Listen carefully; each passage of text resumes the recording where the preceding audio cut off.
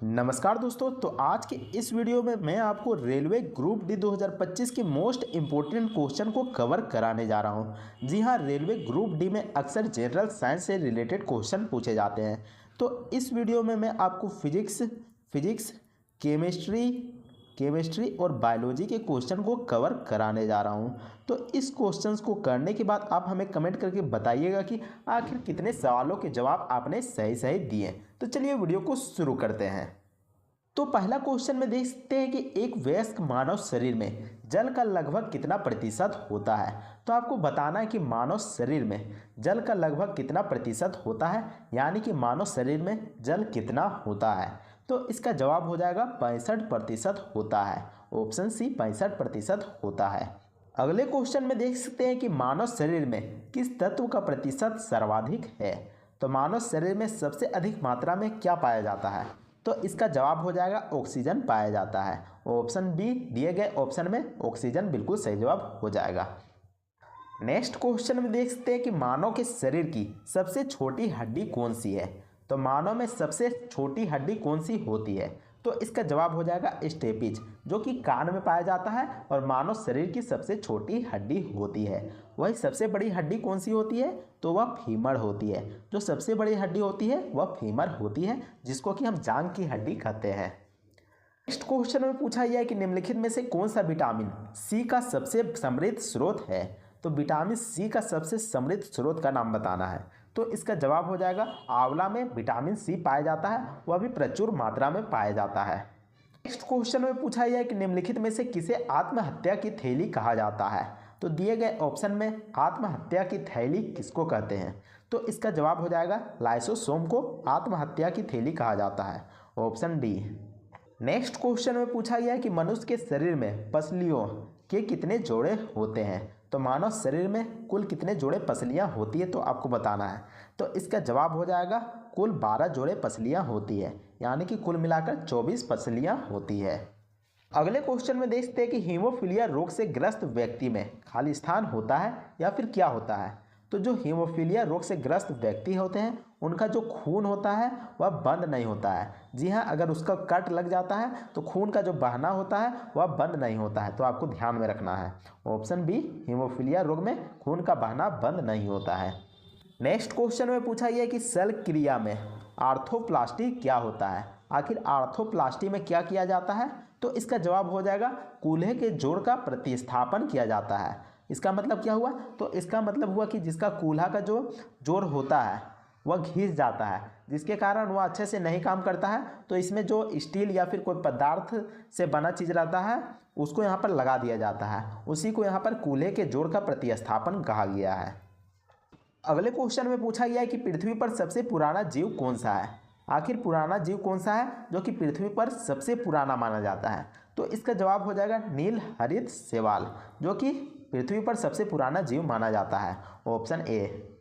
Next question में पूछा गया है कि विटीकल्चर के द्वारा किसका उत्पादन किया जाता है। आखिर विटीकल्चर में क्या होता है, आखिर किस चीज़ का उत्पादन किया जाता है। तो इसका जवाब हो जाएगा अंगूर की खेती की जाती है। Option A. नेक्स्ट क्वेश्चन में पूछा गया कि मानव शरीर में पाचन का अधिकांश भाग किस अंग में संपन्न होता है। आखिर मानव शरीर में जो पाचन का कार्य होता है वह किस अंग में समाप्त होता है या फिर संपन्न होता है। तो इसका जवाब हो जाएगा छोटी आंत में होता है। ऑप्शन सी, छोटी आंत में होता है। नेक्स्ट क्वेश्चन में पूछा गया है कि ऊंट का कुबर किसका बना होता है। आखिर जो ऊंट का कुबर होता है वह किस चीज़ का बना होता है। तो इसका जवाब हो जाएगा वस्य से बना होता है। Option A. नेक्स्ट क्वेश्चन में देखते हैं कि मनुष्य के जीवन काल में कितने दांत दूसरी बार विकसित होते हैं। तो दूसरी बार यहाँ पर पूछा गया है। तो इसका जवाब हो जाएगा कुल 20 जो दांत हैं वह दूसरी बार विकसित होते हैं, 20 दांत। नेक्स्ट क्वेश्चन में पूछा गया है कि निम्नलिखित में से किसे कोशिका का यातायात प्रबंधक कहा जाता है। तो कोशिका का यातायात प्रबंधक किसको कहा जाता है। तो इसका जवाब हो जाएगा गाल्जिकाय को, क्योंकि जो कोशिका को जो प्रोटीन की ज़रूरत होती है वह गाल्जिकाय ही कोशिका को पहुंचाती है। नेक्स्ट क्वेश्चन में पूछा गया है कि मानव शरीर की सबसे मजबूत मांसपेशियां कहाँ होती है।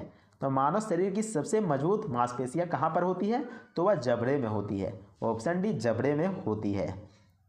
अगले क्वेश्चन में देखते हैं कि जीव विज्ञान शब्द का सर्वप्रथम प्रयोग किसने किया था या फिर किसके द्वारा किया गया था। तो इसका जवाब हो जाएगा लेमार्क और ट्रेवीरेनस ने किया था। तो आपको ध्यान में रखना है कि जीव विज्ञान शब्द का सर्वप्रथम प्रयोग पूछा गया है, तो प्रयोग में लेमार्क और ट्रेवीरेनस हो जाएगा। वही अगर जीव विज्ञान का जनक का नाम पूछ दिया जाए तो क्या हो जाएगा, आखिर जीव विज्ञान का जनक कौन था। तो इसका जवाब हो जाएगा अरस्तु को जीव विज्ञान का जनक कहा जाता है। तो आपको ध्यान में रखना है। नेक्स्ट क्वेश्चन में पूछा गया कि पेस मेकर का कार्य क्या है। आखिर पेस मेकर का क्या कार्य है, तो आपको बताना है। तो पेस मेकर जो कि एक यंत्र की तरह काम करता है और जो दिल की धड़कन को नियंत्रित करता है, क्योंकि जो पेस मेकर है एक या उपयंत्र है। तो ऑप्शन डी बिल्कुल सही जवाब हो जाएगा। अगले क्वेश्चन में देखते हैं कि पाचन क्रिया में प्रोटीन किस पदार्थ में बदल जाते हैं। तो पाचन क्रिया के दौरान प्रोटीन किस पदार्थ में बदल जाते हैं। तो इसका जवाब हो जाएगा एमिनो एसिड में बदल जाते हैं, ऑप्शन बी। अगले क्वेश्चन में देखते हैं कि लार निम्नलिखित में से किसके पाचन में सहयोग करती है। तो जो लार होती है वह किसके पाचन में सहयोगकारी होती है। तो इसका जवाब हो जाएगा स्टार्च में, जो कि स्टार्च एक तरह का कार्बोहाइड्रेट ही होता है। लेकिन यहाँ पर कार्बोहाइड्रेट डायरेक्ट अगर सही कर दीजिएगा तो आपका जवाब यहाँ पर गलत हो जाएगा, क्योंकि जो कार्बोहाइड्रेट होता है उसी के अंदर स्टार्च होता है। तो आपको ध्यान में रखना है। और अगर पूछा जाता है कि लार निम्नलिखित में किसके पाचन में सहयोग होती है, तो इसका जवाब स्टार्च बिल्कुल सही जवाब हो जाएगा। नेक्स्ट क्वेश्चन में पूछा गया कि एंजाइम मूलतः है। तो एंजाइम क्या है, तो एंजाइम प्रोटीन है, ऑप्शन ए प्रोटीन है। नेक्स्ट क्वेश्चन में पूछा गया कि सबसे छोटी जीवित कोशिका कौन सी है। तो सबसे छोटी जीवित कोशिका का नाम पूछा गया है। तो इसका जवाब हो जाएगा माइकोप्लाज्मा, जो कि सबसे छोटी जीवित कोशिका मानी जाती है।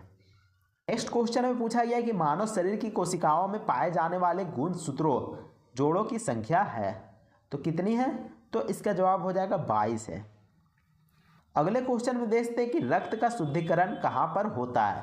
आखिर रक्त का शुद्धिकरण कहाँ पर होता है। तो इसका जवाब हो जाएगा किडनी में होता है, ऑप्शन ए किडनी में होता है।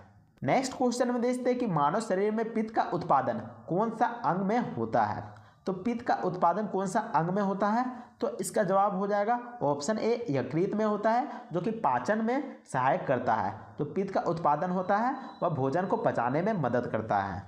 अगले क्वेश्चन में पूछा गया कि रेशम उद्योग को कहते हैं। आखिर रेशम उद्योग को क्या कहते हैं। तो इसका जवाब हो जाएगा सेरीकल्चर कहते हैं, ऑप्शन ए सेरीकल्चर कहेंगे। नेक्स्ट क्वेश्चन में पूछा गया कि निम्नलिखित जंतुओं में से किसमें 3 प्रकोष्ठ वाला हृदय होता है। आखिर 3 प्रकोष्ठ वाला हृदय किसमें होता है। तो इसका जवाब हो जाएगा मेढक में होता है, मेढक में होता है, ऑप्शन डी। नेक्स्ट क्वेश्चन में पूछा गया कि मानव शरीर की ग्रंथि को मास्टर ग्रंथि कहा जाता है। आखिर मानव शरीर में पाए जाने वाली ग्रंथियों में से किस ग्रंथि को मास्टर ग्रंथि के नाम से जानते हैं। तो इसका जवाब हो जाएगा पिट्यूटरी ग्रंथि को जानते हैं, ऑप्शन डी। नेक्स्ट क्वेश्चन में पूछा गया कि निम्नलिखित में से कौन सा एक स्त्रीलिंग हार्मोन है। तो इसका जवाब हो जाएगा option number A oestrogen, oestrogen जो कि स्त्रीलिंग हार्मोन है। नेक्स्ट क्वेश्चन में पूछा गया कि किस पोषक तत्व से हमें ऊर्जा प्राप्त नहीं होती है। तो जी हाँ, विटामिन से हमें किसी भी प्रकार का ऊर्जा उत्पादन नहीं होती है। तो ऑप्शन सी बिल्कुल सही जवाब हो जाएगा विटामिन। नेक्स्ट क्वेश्चन में पूछा गया कि प्रातःकालीन धूप से कौन सा विटामिन उत्पन्न होता है। आखिर धूप पर रहने से हमें कौन सा विटामिन मिलता है। तो इसका जवाब हो जाएगा विटामिन डी मिलता है। नेक्स्ट क्वेश्चन में पूछा गया कि मानव शरीर की सबसे बड़ी ग्रंथि कौन सी है। तो मानव शरीर में पाए जाने वाली सबसे बड़ी ग्रंथि का नाम पूछा गया है। तो इसका जवाब हो जाएगा यकृत, यकृत जो कि मानव शरीर की सबसे बड़ी ग्रंथि है। नेक्स्ट क्वेश्चन में पूछा गया कि मछली की यकृत के तेल में किसकी प्रचुरता होती है। आखिर कौन सा विटामिन पाया जाता है मछली के यकृत के तेल में। तो इसका जवाब हो जाएगा विटामिन ए भी पाया जाता है और विटामिन डी भी पाया जाता है। तो ऐसे में उपयुक्त दोनों बिल्कुल सही जवाब हो जाएगा। नेक्स्ट क्वेश्चन में पूछा गया कि भोजन को ऊर्जा में बदलने का कार्य कोशिका के किस भाग में होता है। आखिर भोजन को ऊर्जा में कन्वर्ट कर देता है तो कौन सा कोशिका के भाग में होता है। तो इसका जवाब हो जाएगा माइटोकॉन्ड्रिया में होता है। नेक्स्ट क्वेश्चन में पूछा गया कि बच्चों में BCG का टीका किसके रोग के प्रतिरक्षण हेतु लगाया जाता है। आखिर BCG का टीका क्यों लगाया जाता है। तो टीबी बीमारी ना हो इसी के कारण लगाया जाता है, ऑप्शन डी। नेक्स्ट क्वेश्चन में पूछा गया कि निम्नलिखित में से किसमें अधिकतम कैलोरी होती है। तो सबसे अधिक मात्रा में किसमें कैलोरी पाया जाता है। तो इसका जवाब हो जाएगा वसा में पाया जाता है, ऑप्शन बी। नेक्स्ट क्वेश्चन में पूछा गया कि कार्य की इकाई क्या है। आखिर कार्य की इकाई क्या है? तो कार्य की इकाई क्या है? तो इसका जवाब हो जाएगा जूल हो जाएगा। इसके अलावा आपको बता दूं कि जो ऊर्जा का इकाई क्या हो जाएगा? तो ऊर्जा की भी इकाई जूल हो जाएगा, तो आपको ध्यान में रखना है। अगले क्वेश्चन में देखते हैं कि इंसुलिन का उत्पादन किया जाता है। आखिर इंसुलिन का उत्पादन कहाँ से होता है? तो इंसुलिन का उत्पादन अग्नाशय से होता है, अग्नाशय से होता है। लेकिन आपको बता दूं कि अग्नाशय के अंदर बहुत सारी कोशिकाओं का समूह होता है और उस कोशिकाओं का समूह को हम आइलेट्स ऑफ लैंगरहैंस के नाम से जानते हैं और यहीं पर इंसुलिन का उत्पादन होता है। तो ऑप्शन ए बिल्कुल सही जवाब हो जाएगा। नेक्स्ट क्वेश्चन में पूछा गया है कि कीटों के वैज्ञानिक अध्ययन को क्या कहते हैं? आखिर जो कीट होते हैं उनके अध्ययन को क्या कहेंगे? तो इसका जवाब हो जाएगा option number B, entomology, option B. अगले क्वेश्चन में देखते हैं कि दुग्ध प्रोटीन को पचाने वाला एंजाइम है। आखिर दुग्ध प्रोटीन को पचाने वाला एंजाइम कौन सा है? तो इसका जवाब हो जाएगा रेनिन, रेनिन। यानी कि जो बच्चा होता है उसमें रेनिन पाया जाता है और वयस्क में रेनिन नहीं पाया जाता है। तो आपको ध्यान में रखना है कि रेनिन कहाँ पाया जाता है और किस में पाया जाता है और इसका यूज क्या है। तो इसका यूज यह है कि यह भोजन को पचा देता है, जो दूध होता है उसको पचा देता है, क्योंकि जो बच्चा होता है वह क्या पिएंगे? वो दूध ही पीते हैं। तो देख सकते हैं कि पहला क्वेश्चन में पूछा गया कि जल में घुलनशील विटामिन है। आखिर कौन सा विटामिन है जो कि जल में घुल जाता है? तो इसका जवाब हो जाएगा विटामिन सी, जो कि जल में आसानी से घुल जाता है। तो आपको बता दूं कि जो विटामिन बी है और विटामिन सी है ये जल में घुल जाता है, लेकिन वसा में कौन घुलता है? तो वसा में घुलने का एक ट्रिक है जिसके माध्यम से आप याद रख सकते हैं। तो आपको याद रखना है कि कीड़ा, KEDA, कीड़ा, यानी कि विटामिन के, विटामिन ई और विटामिन डी और विटामिन ए जो कि वसा में घुल सकता है, वसा में आसानी से घुल जाता है। तो आपको ध्यान में रखना है। इस ट्रिक के माध्यम से आप याद रख सकते हैं कि आखिर कौन सा विटामिन कहाँ पर घुलता है। अगला क्वेश्चन में देखते हैं कि वास्तविक सूर्यास्त और आभासी सूर्यास्त के बीच लगभग कितने समय का अंतर होता है? यहाँ पर वास्तविक सूर्यास्त और आभासी सूर्यास्त का मतलब है कि मान लीजिए कि सूरज डूब गया है लेकिन हमको लगता है कि सूरज नहीं डूबा है, तो इसको हम आभासी सूर्यास्त कहेंगे। तो यह लगभग कितने मिनट तक दिखाई देता है? तो 2 मिनट तक दिखाई देता है, ऑप्शन ए। अगले क्वेश्चन में पूछा गया कि पुष्पों का अध्ययन कहलाता है। आखिर फूलों को अध्ययन को क्या कहते हैं? तो इसका जवाब हो जाएगा एंथोलॉजी, जो कि फूलों का अध्ययन को कहा जाता है। नेक्स्ट क्वेश्चन में देखते हैं कि जस्ता के अयस्क हैं। तो जस्ता का कौन सा अयस्क है? तो इसका जवाब हो जाएगा जिंक ब्लेड, ऑप्शन ए। अगले क्वेश्चन में देखते हैं कि सामान्य मानव नेत्र का दूर बिंदु होता है। आखिर जो मानव होता है वह कितनी दूरी तक देख सकता है? तो इसका जवाब हो जाएगा अनंत पर, यानी कि बहुत दूर तक देख सकता है। इसका कोई सीमा तय नहीं किया गया कि कितनी दूरी तक देख सकता है। नेक्स्ट क्वेश्चन में देखते हैं कि पौधे में आवश्यकता से अधिक जल किस प्रक्रिया द्वारा बाहर निकलता है? तो आखिर पौधे से जो जल होता है वह किस प्रक्रिया द्वारा बाहर निकलता है? तो इसका जवाब हो जाएगा वाष्पोत्सर्जन के द्वारा, वाष्पोत्सर्जन के द्वारा, ऑप्शन बी। नेक्स्ट क्वेश्चन में देखते हैं कि दांत का मसूड़ा किस पदार्थ का बना होता है जो काफ़ी कठोर होता है? तो इसका जवाब हो जाएगा ऑप्शन बी, कैल्शियम फॉस्फेट का, ऑप्शन बी। नेक्स्ट क्वेश्चन में देखते हैं कि फोटोग्राफी में कौन सा अम्ल उपयोग किया जाता है? आखिर जो फोटोग्राफी होता है उसमें कौन सा एसिड का उपयोग किया जाता है, अम्ल का उपयोग किया जाता है? तो इसका जवाब हो जाएगा ऑप्शन बी, ऑक्जेलिक एसिड का, ऑक्जेलिक अम्ल का, ऑप्शन बी। अगले क्वेश्चन में देखते हैं कि सिनेमा के पर्दे पर किस प्रकार का प्रतिबिंब बनता है? तो जो सिनेमा का पर्दा रहता है उस पर वास्तविक प्रतिबिंब बनता है, ऑप्शन बी। अगले क्वेश्चन में पूछा गया कि निम्न में से किसे प्रकाश संश्लेषी अंगक कहा जाता है? तो इसका जवाब हो जाएगा हरित लवक को प्रकाश संश्लेषी अंगक कहा जाता है। यहाँ पर पतिया भी ऑप्शन सही हो सकता है, लेकिन जो हरित लवक होता है उसमें क्लोरोफिल पाया जाता है और इसी के माध्यम से प्रकाश संश्लेषण होता है, जिसके कारण हरित लवक यहाँ पर बिल्कुल सही जवाब हो जाएगा। अगर हरित लवक नहीं दिया रहता तब जाके यहाँ पर पतिया सही ऑप्शन हो सकता है।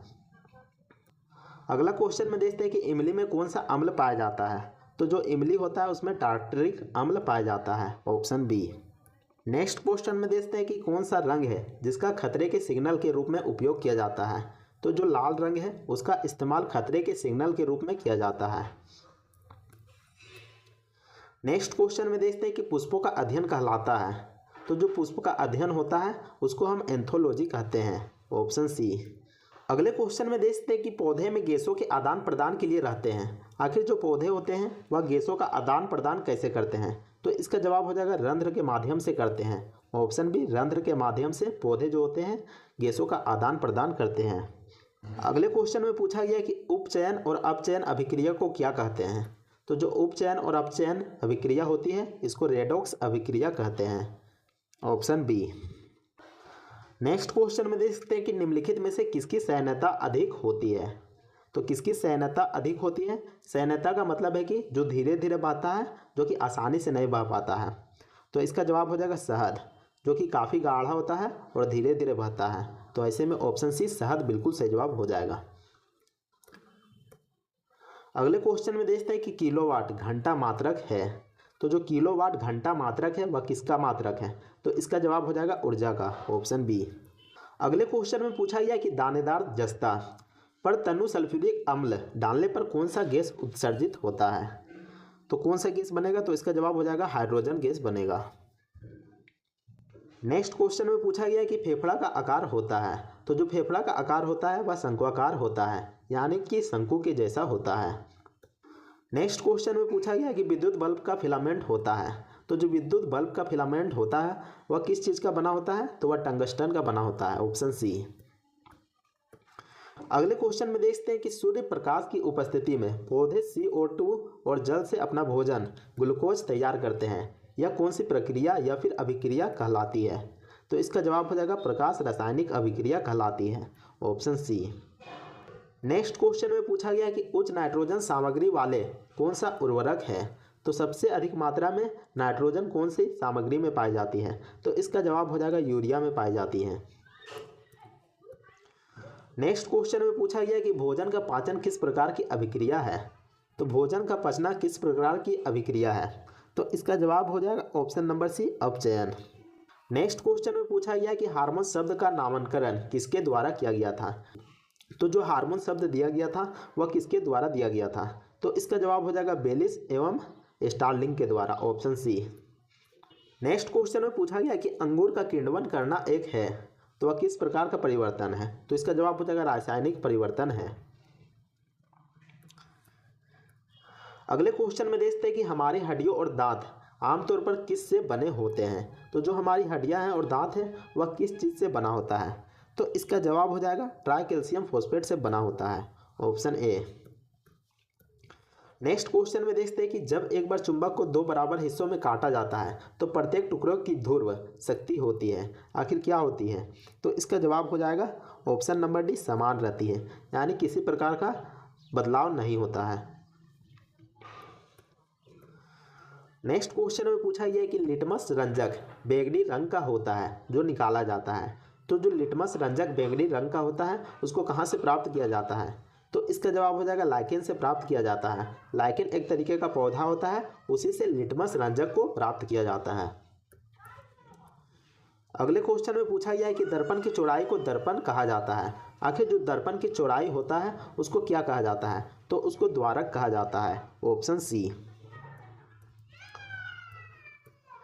अगले क्वेश्चन में पूछा गया कि ऑक्सीजन है, आखिर ऑक्सीजन क्या है? ऑक्सीजन क्या है? तो वसा है, कार्बोहाइड्रेट है, एंजाइम है, या फिर इनमें से कोई नहीं है? तो इसका जवाब आपको हमें कमेंट करके बताना है। कमेंट सेक्शन में इसका जवाब कमेंट करके बताना है। इसके अलावा वीडियो पसंद आता है तो वीडियो को लाइक कीजिएगा और चैनल को भी सब्सक्राइब जरूर कर लीजिएगा। तो मिलते हैं नेक्स्ट वीडियो में, तब तक के लिए जय हिंद, वंदे मातरम।